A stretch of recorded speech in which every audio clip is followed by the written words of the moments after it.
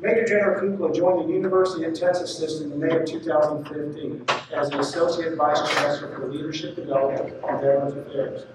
In this dual capacity, his duties include leader development of students, executive, academic, and medical leadership, as well as providing focused support for all veterans and military-related students in the second largest public system in the United States. He completed more than 35 years in service in the United States Army in September of 2014. After transitioning into private life, he served as a senior advisor to the Chief of Staff of the Army Strategic Studies Group and currently remains a mentor for 2 U.S. Army Senior Leadership Development Programs. Like many soldiers, Major General Cucolo has served worldwide, including multiple deployments in the Balkans, Afghanistan, and Iraq. Leading organizations vary in size from 100 soldiers to 22,000. He commanded 2 companies. An infantry battalion, an armored brigade combat team, was deputy commanding general for the 10th Mountain Division, and for 33 months commanded the 3rd Infantry Division. In his 11 years as general officer, his assignments included leading soldiers in Afghanistan and Iraq, leading analysis teams in combat zones and on natural disaster recovery efforts, such as Hurricane Katrina, and commanding the largest Army base in east of the Mississippi. Additionally, he served as the U.S. Army's Chief of Public Affairs and the Commandant of the U.S. Army War College. Tony and his wife Ginger, lifetime observer controllers, they've been married for more than 30 years and consider Texas their home. They live in Austin and have a great name. Major General Anthony Cucolo.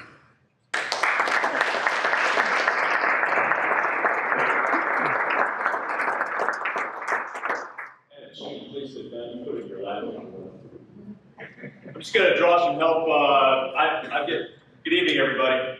Okay, it was actually my idea to give you all a short break before we do this, but I'm not sure. It's really hard not to be in charge, too. You hear me all right in the back? Yeah? Okay. Sylvia, you fired that one up. You can look in 2 directions. Most of what I want to talk to you about is I'm going to tell you stories and pictures. I'm going to see if this is on. Okay. All right, we're going to go slightly. Well, I'll just keep rolling with it. Forget it. What a tremendous outfit you are. I'm incredibly honored to be in your presence. I looked at your hats. I see combat infantry badges. I see master blaster wings. I see just years and years of magnificent service. And to have Sergeant Otieno in our midst, veteran of Afghanistan. You know, Randy said he's shipping out. He's going to Naples, Italy. Give me a minute. All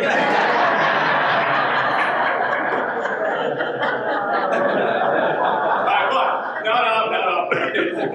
The Army's already gotten their pound of flesh out of him, so the good sergeant deserves an Italian campaign. But anyway, it's an honor to be here with you. I'm gonna cruise through my. You've been so patient, and I'm gonna cruise through my data. But I'm here to ask you to do something tonight. Ask you to rethink, maybe rethink the role of the American GI Forum in this region, in the state, because we need you. Veterans, I say we, I'm a veteran, we need you. And I'll get behind it. You're an historically significant organization. You're in the right place at the right time. The historical significance of the American GI Forum and the fact that we are a minority-majority state right now, and the Hispanic population is increasing exponentially. And you are in one of the fastest growing, Your Honor, I think we're the fastest, Hayes County, when I last checked, the fastest growing county in the nation. And San Marcos can claim the lion's share of that. Oh my goodness, talk about the right place at the right time. And I say that because the veteran population of Texas is increasing at about 2% per year. We're already about 1.6 million veterans. Gulf War veterans, believe it or not, are the highest numbers. And I meant to thank my mother-in-law, Ray Allen, for being my moral support tonight. And Randy he didn't mention, but Matt Gallen, my brother-in-law, my beautiful wife Ginger's brother, he is a Gulf War veteran. There I was with no combat experience, sitting at Presidio, San Francisco, in an RTC assignment. Matt comes to visit. Said, yeah, I'm a little tired of being the corporate counsel in the District of Columbia. I said, Matt, the Army needs good lawyers like you. He joined the Army and went straight to war. Yeah, let's have not forgiven me for that. But you have done such a wonderful job. By the way, I'm sorry. My wife is an author and historian. And I mention this because she's written several books. You can find them on Amazon. I see this is stuff I couldn't say when I was in uniform. Shameless promotion of my wife. She's written a book. Check it out. The History of Dog Tags. Makes a wonderful Father's Day gift. Thought I'd get a bigger laugh out of that. But you have concentrated so hard, American GI Forum, on meeting the needs of veterans. You look for a need, you meet the need. You look for a need, you meet the need. Because of who you are, a group of veterans and veteran family members, you're naturally leaders. You've got the scar tissue of personal experience. What we need right now in Texas, and quite frankly the nation, is we need a group to lead connections. We need a group to take the cottage industry that is veteran support and put it together. And if you could hit the first slide, please. You can just hit enter if you want. You don't have to do any of that. You just press the thing. All right, I need you to mass. I'm the old War College commandant. My last time in the Army was commandant of the United States Army War College. I can talk doctrine to you day and night. One of the principles of war is mass. You all know that.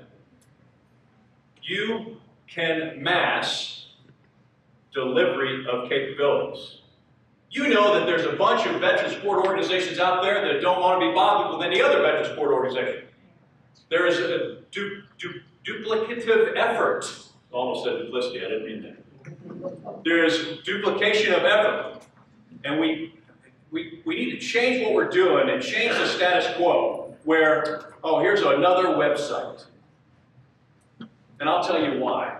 I'll tell you why in a specific more, but mass, synchronizing power to bring effect. And you say to yourself, yeah, but we're not that big. We're not the American Legion. We're not the Veterans Foreign Wars. You can mass effects. You can make small numbers can have great impact by massing capabilities, bringing people together. Okay, and so what I'm going to do tonight, I'm going to try and talk very briefly on, I'm going to comment on needs in general, and today's veterans in particular. I'm going to tell you how needs are delivered versus what need is delivered is the coin of the realm right now. And I'm going to leave you with a couple of tips on building mass in a community. So go ahead, next please. So we kind of know what all veterans need. I don't expect you to have to read this, but I can tell you I am armed with, I'm going to Fort Worth on Monday. I'm going to talk to 2 counties worth of veteran support organizations and tell them, stop, work together, please. Because to get ready for that, I am armed with all this research data. The Center for New American Security did a study on veterans. All kinds of groups, and Rand and other people have done studies on veterans, and the #1 problem for veterans is navigation of and access to services. There's so much out there. How do I navigate my way to what I need? And then access. And then I put up there, we spoke about it at the head table here, transportation. Transportation, I put an asterisk there because it's huge. And then you can look at the rest. You know that they need jobs. You know that they need meaningful, relevant education or certification. And it's all out there. We just have to connect them to it. And for the youngest generation, I would offer they need something more than just employment. They're looking for a career. And yes, I know young people move back and forth in careers all the time, but they are looking for meaning and purpose and a group they can identify with. They want a career. And so when they end up in the, well, this is available, they're unhappy. Okay, go to the next slide. You know all that, but How well, next slide please, how well do we actively address these less obvious needs? And what am I talking about? I'm talking about recognition in language and practice. Recognition in language and practice that every one of us individual veterans is different. Every individual veteran is different. Folks that don't know us think all the veterans are the same. They all want the same thing. Oh my goodness. Oh my goodness. There are service era differences. Vietnam is different from Cold War, Desert Storm. Cold War and Desert Storm is different from post 9/11. We're all different. And then there are significant differences in the needs of men and women veterans. Very different. You can't just lump the genders together on that. And veterans are making significant decisions based on family needs and the needs of their significant others. And so when a veteran walks in and looks for help, if no one asks about the family situation, he or she is not going to mention the family situation, and you miss the moment. But again, I played this. You all know this. Recognition of what the veteran has done. I see this on campus as a campus problem all the time. The faculty member looks at the 27-year-old 4-tour combat veteran like they're 19. And the 27-year-old doesn't appreciate it and switches off. We're actually training our faculty in the UT system on that. Advice and coaching is another need. And, okay, I know you'll identify this with this. Maybe not starting UT, very professional. We won't ask for it. We will not ask for advice. We will not ask for coaching. So what do? Veteran support organization. You ask. You say questions like, so what are you doing now? What is it you want to do? What do you think you want to do? Why? Tell me why. And you got to peel the onion back. Too many of the organizations, not yours, too many of the organizations civilian-based, think they're doing the right thing, and they just scratch the surface. And the veteran is not served well. And then, one of my favorite questions to ask a veteran is, what are your expectations of me? What do you want? If you were me, what would I give you? You know, when I was commanding general 3rd Infantry Division, I had an open door policy. And that's, chain of command didn't really care for it because privates and young soldiers could bring me problems that the chain of command couldn't solve. Sometimes chain of command didn't want to know that. Didn't want to hear that. But I had one soldier in there, and I always asked the question in the open door policy. I said, well, and this kid was having big trouble with his chain of command. He'd get in trouble all the time, and he was on his last legs. The chain of command wanted to kick him out of the Army. And so I said, I saw something in him, and I wanted to move him to another unit on Fort Stewart, Georgia. And I said, well, Dobbs, if you were me, what would you do? Dobbs, without batting an eye, said, sir, I'd transfer me to Hawaii. I said, Dobbs, I'm going to help you out. I'm going to transfer you, but you're going to 4th Brigade. So next slide, please.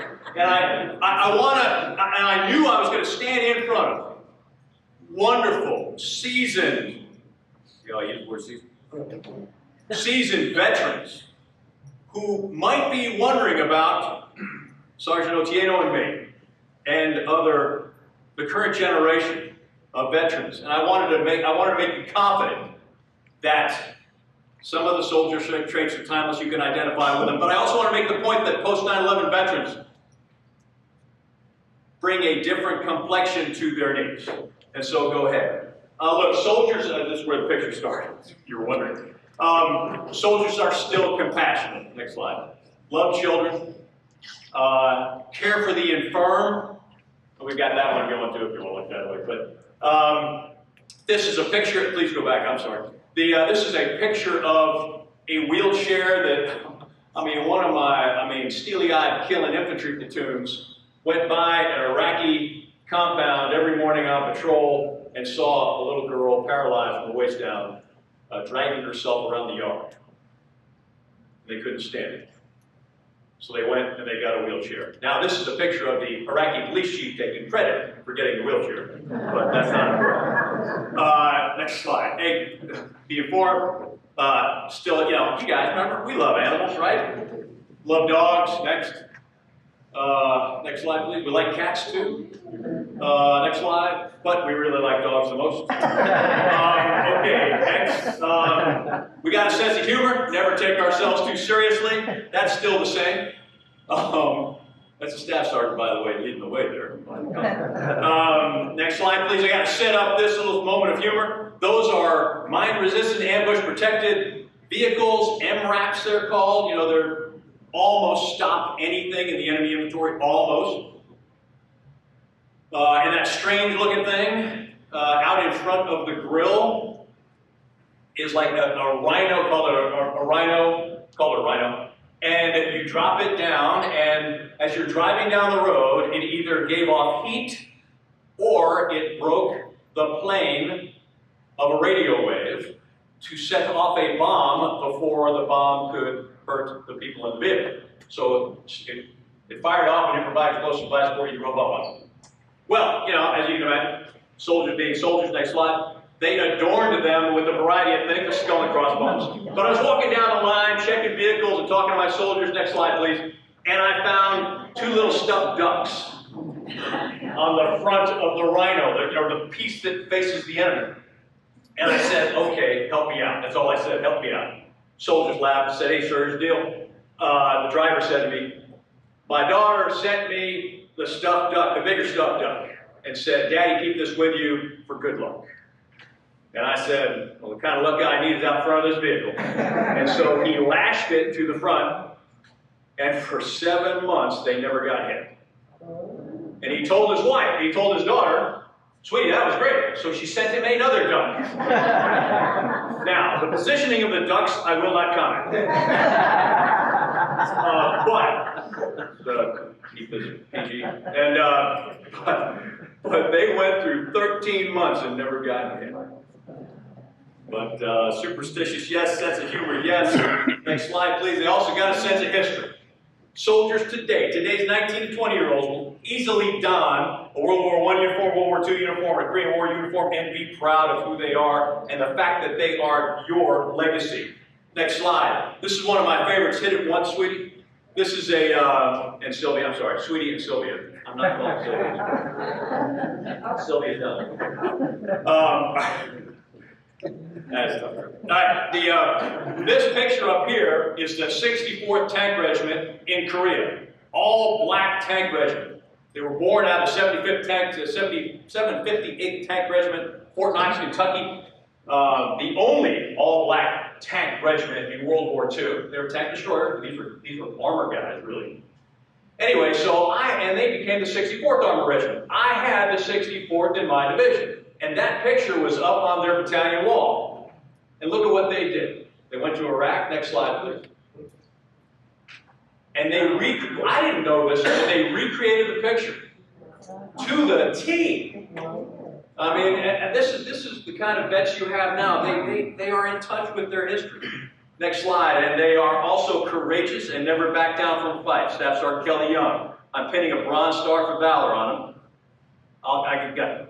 Because of the hour and because of my time here, I'll keep the story short. Middle of the night, 5 Americans led by him, 4 bad guys, well armed, in a wadi, a bunch of ditches. They had just placed a bomb. We found them. We were going after them. They were shooting at us.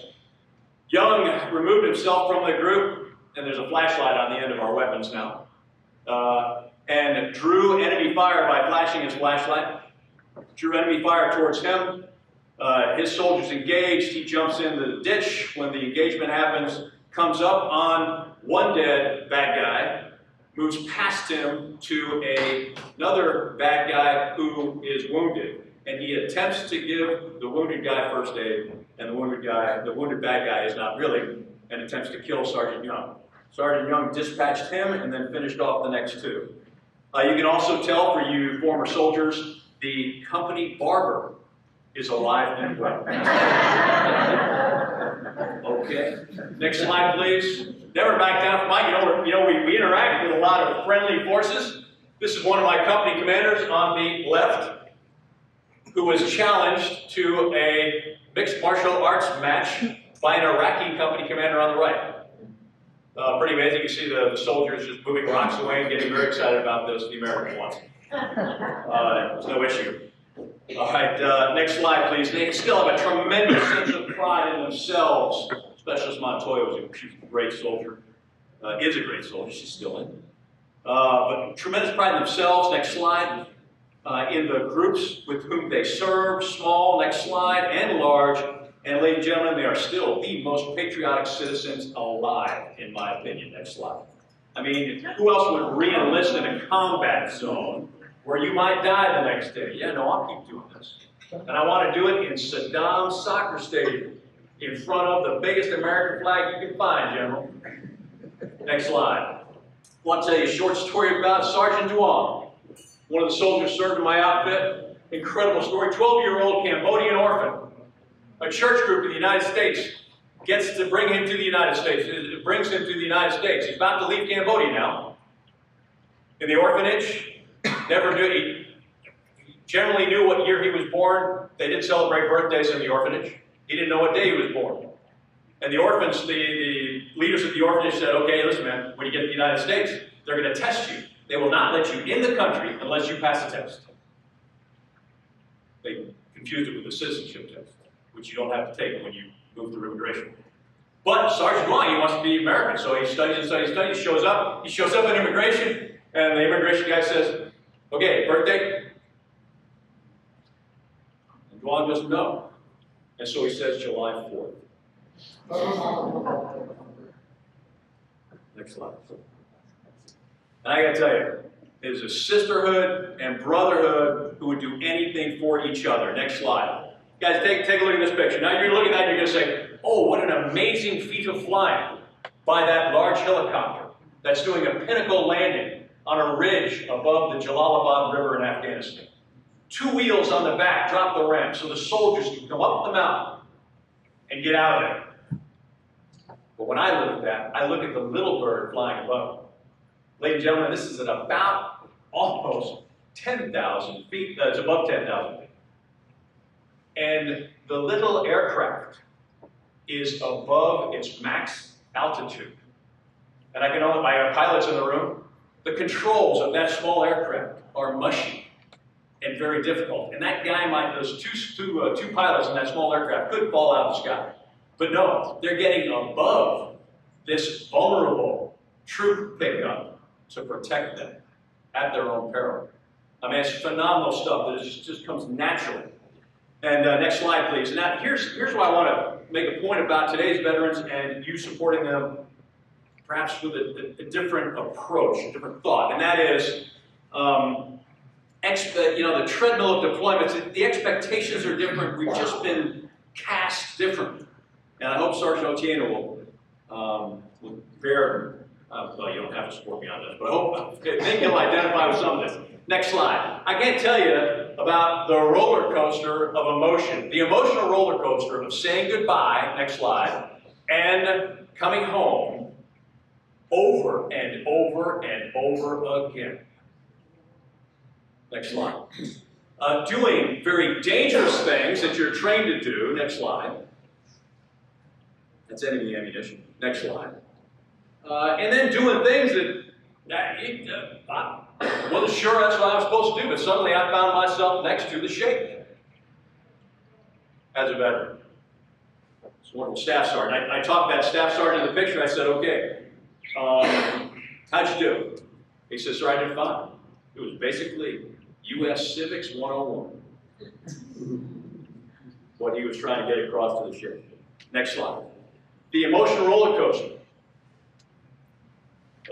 Gathering around your brothers and sisters and having a prayer circle before you climb into your vehicle and maybe not return. Next slide. And then having friends that do not. I picked this picture for you because if you can look in the background, that's a line of Afghan troops looking at the Americans mourn their loss. We are teaching other cultures the value of human life. We recognize that. But all that wears on us, next slide, And when we come home, this is Warriors Walk, Fort Stewart, Georgia. A tree planted for every soldier who flew away from Fort Stewart to combat and did not return. 470 there right now. Beautifully lit at night. It's a wonderful memorial. Very peaceful. Army families walking their children back and forth.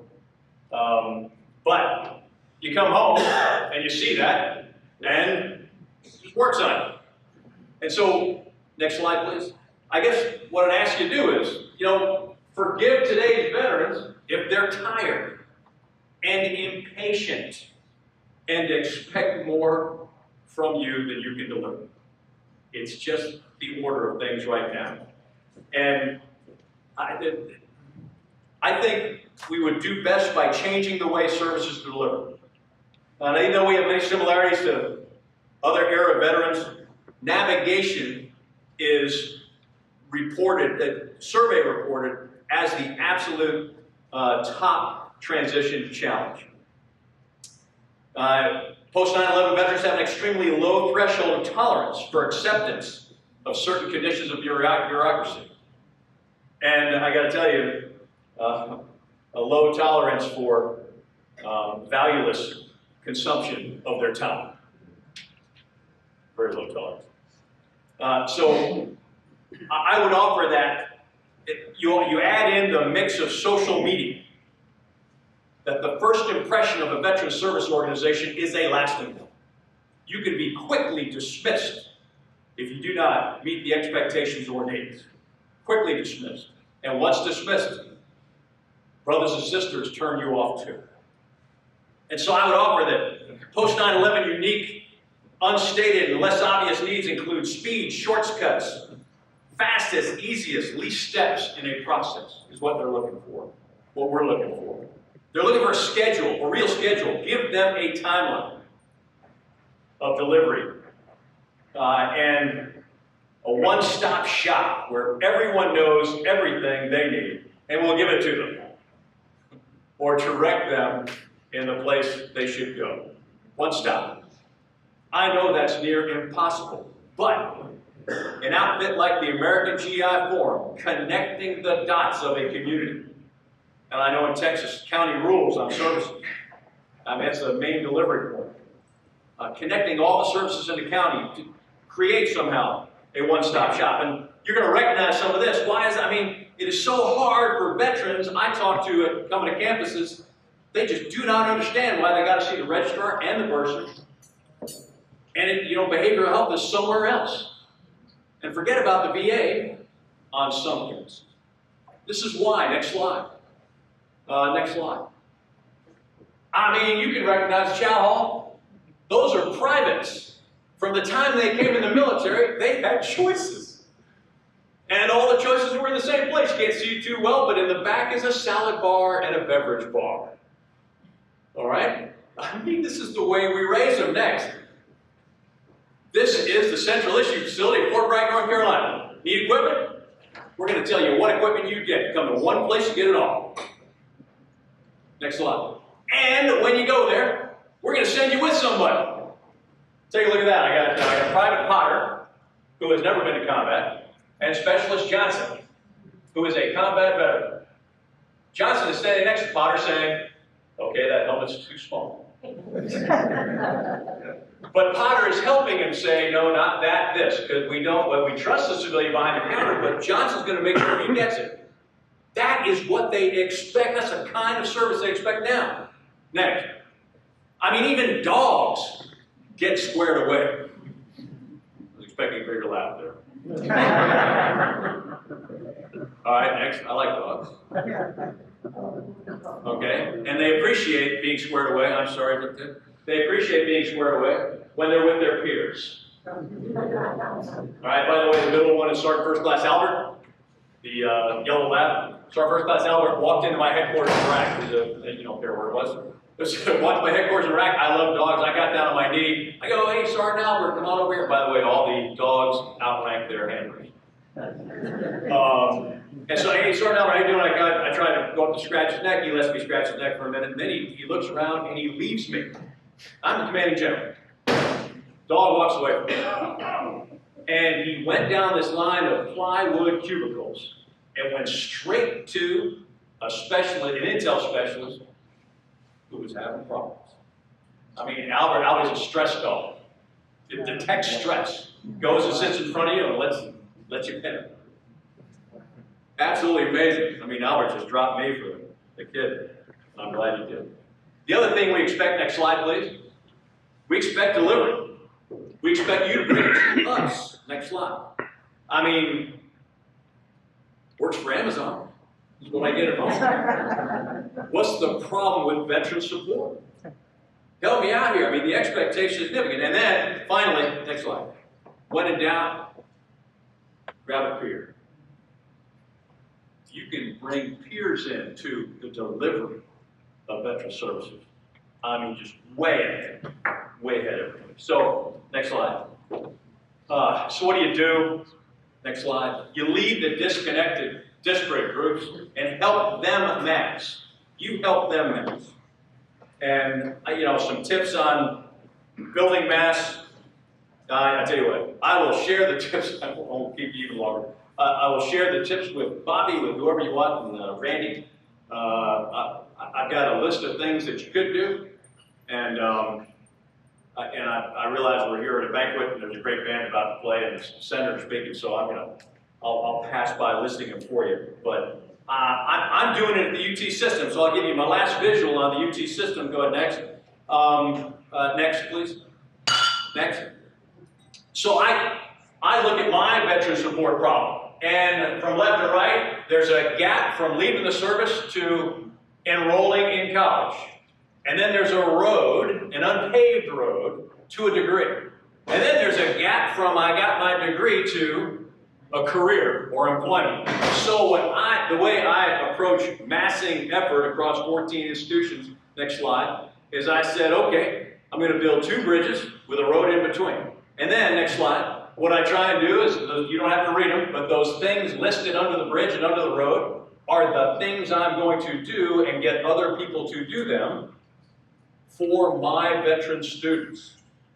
And I connect them. I am massing in those 3 areas. That's just an example. So next slide, please, and we'll close it out here. I appreciate your patience. I guess the message I'm trying to get across tonight, AGIF, is, again, you're in the right place at the right time to help veterans on a large scale. And we need you to continue your great work and lead our communities to build capabilities to mass effects. And any special forces folks in there? I'll tell you what, Norman, okay? By, with, and through. Remember that? Okay, it's where we go to another country and we say, you go to another veteran service organization, okay, we do this. You can do it. I'll do it with you. I'll do it through you. By, with, and through. And then there's another term I'd like you to pick up on, and that's called sua sponte. But let me save that. Go ahead, next slide, please. I just want to leave you with visuals. This is what the transition landscape looks like to a young veteran. Sure, an old veteran. Next slide.